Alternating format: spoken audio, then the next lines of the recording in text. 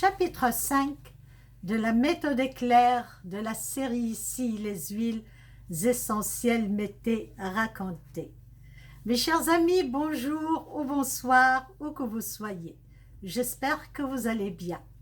Pour les nouvelles personnes, je vous propose de voir les précédentes vidéos de cette série depuis la présentation de la méthode. C'est une nécessité d'aller dans l'ordre chronologique pour ne rien rater. Vous allez découvrir dans la vidéo de la présentation l'e-book de la formation et l'e-book du répertoire de plus de 400 affections et leurs huiles essentielles correspondantes et d'autres informations très utiles concernant les avantages qui vont certainement vous faire plaisir. Dans la précédente vidéo, nous avons évoqué que les médecines douces parlent souvent de l'importance du terrain du corps humain. Alors, de quelle façon les huiles essentielles améliorent notre biologie, autrement dit notre terrain? Comme nous avons vu dans les précédentes vidéos, les huiles essentielles apportent leur taux vibratoire et leurs principes actifs qui aident le corps de maintes façons. En tuant les microbes, en détoxifiant, restructurant, apaisant, calmant, tonifiant et en harmonisant les différents systèmes du corps. Nous poursuivons notre apprentissage en découvrant plus sur les trésors des huiles essentielles. Et parmi leurs trésors, nous allons parler de leur part antibiotique. En effet, les huiles essentielles riches en principes actifs antibiotiques sont nombreuses. Nous pouvons les utiliser en alternative aux antibiotiques pharmaceutiques. Voici une liste d'huiles essentielles antibiotiques. Nous avons l'huile essentielle de thym, de sarriette, de clou de girofle, d'origan, de niaouli, d'ail, de ravinsara, de cannelle de Chine, de cannelle de Ceylan, de bois de gaillac, de cade, de bois de santal, de géranium pélargonium, de laurier, de titri, de marjolaine atujanol, de thuya, d'armoise, etc. Les médecins déconseillent l'abus des antibiotiques et leur mauvais emploi. D'ailleurs, ils les prescrivent bien moins qu'avant. Le fait de ne pas respecter la dose, la durée du traitement, leur répartition à intervalles réguliers, prendre le même antibiotique pour la même maladie, tout ceci est du mauvais emploi. Il y a des gens pour qui il reste par exemple quelques gélules d'antibiotiques du dernier mal de gorge, ils les utilisent à nouveau. La personne se sent un peu mieux, mais les microbes sont toujours là. Et dans quelque temps, l'angine reviendra parce que le corps n'a pas été totalement nettoyé. Les microbes ont probablement survécu. On dit ce qui ne tue pas rend fort. Les microbes mal visés, une fois qu'ils ont échappé au purgatoire de la chimie antibiotique, ils sont vaccinés, ça y est. Ils sont immunisés contre cet antibiotique, donc ils sont forts maintenant, ils ont acquis le statut de résistant. Avec les huiles essentielles, des erreurs d'emploi ne feront pas des microbes des résistants, même si vous ne respectiez pas la dose ou l'emploi. Mais attention, il n'y aura pas de guérison, puisque la guérison est aussi dose dépendante, c'est-à-dire utiliser la dose correcte pour chaque huile essentielle et pour chaque pathologie.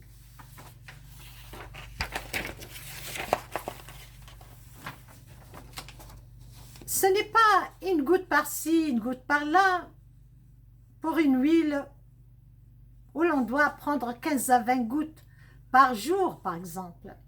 Vous pouvez aussi reprendre la même huile autant de fois que vous le vouliez. Cela ne créera pas la moindre résistance.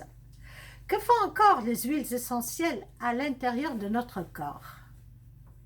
Prenons l'exemple de l'angine qui parfois peut devenir chronique. La marjolaine attujanol est très efficace dans l'angine, c'est même la championne dans ce cas grâce à l'élément tujanol, un principe actif antibiotique. La répétition de l'emploi de la marjolaine attujanol en cas d'angine répétitive ne créera pas la résistance. Au contraire, la répétition de la prise de cette huile essentielle résoudra la chronicité, ou plutôt la répétition de l'angine, même si vous prendriez la même huile autant de fois qu'il faudra, à condition de cibler correctement l'infection par la bonne huile et la bonne dose. En respectant le choix de l'huile, la dose, la régularité horaire et la durée du traitement, la chronicité partira dès le premier emploi correct. Ainsi, les microbes sont tués et le terrain est amélioré grâce à tous les bienfaits qu'une huile essentielle peut apporter avec ses principes actifs majeurs qui mènent, ou son principe actif majeur qui mène la bataille, et les autres qui poussent derrière avec leur façon de purifier le corps, d'améliorer sa vibration et d'augmenter son statut antioxydant. En effet, les huiles essentielles sont des antioxydants redoutables, surtout l'huile essentielle d'ail, un antioxydant champion. Ensuite vient le clou de girofle et puis la cannelle, qui tous les trois se suivent de près dans la richesse en antioxydants. Les huiles essentielles améliorent notre énergie. Excusez-moi. Donc je répète, les huiles essentielles améliorent notre énergie et notre biologie, donc notre terrain. Les terrains améliorés ou le terrain amélioré, la chronicité s'arrêtera. L'emploi des huiles essentielles est aussi de la prévention continue. Pendant que vous êtes en train de guérir un rhume avec une huile essentielle, sans vous rendre compte, vous avez fait de la prévention dans plein d'autres secteurs de votre corps. Par exemple, vous utilisez l'huile essentielle d'ail pour une infection intestinale parasitaire, et comme l'ail est une richesse de principes actifs, une personne qui a une infection intestinale, en la soignant avec l'ail, elle va faire de la prévention sur 42 autres affections potentielles. Si par exemple la personne a un début d'hyperglycémie dont on n'a pas encore conscience, elle va s'améliorer ou peut-être même disparaître. Et l'hypercholestérolémie, si l'on a, elle va remarquablement diminuer ou peut-être même s'équilibrer selon la durée de l'utilisation de l'huile essentielle d'ail. Donc, grâce aux huiles, vous pouvez faire de la prévention continue. Donc, ne permettez pas à la maladie d'entrer facilement ou encore moins de s'installer. Prenez de l'avance et octroyez-vous toujours une marge sécuritaire concernant l'état de votre santé grâce aux huiles essentielles. Et croyez-moi, quelle que soit la maladie qui pourrait s'immiscer à votre insu, et malheureusement, il y en a qui ne s'annoncent pas avant de vous montrer le carton rouge. Avec une utilisation correcte des huiles essentielles, vous pouvez vous en sortir pas trop mal à la fin de votre vie. Donc, essayez de ne pas tomber dans la maladie. Prenez soin de vous et soyez préventif. Lorsqu'on élimine les petites maladies, on évite l'apparition de plus grandes maladies. Croyez-moi, la vieillesse est rude, mais lorsque vous avez l'esprit naturopathe, vous la vivez très bien. À notre prochaine étape, nous allons faire un détour par les familles des huiles essentielles. Imaginez que quelqu'un vous dit,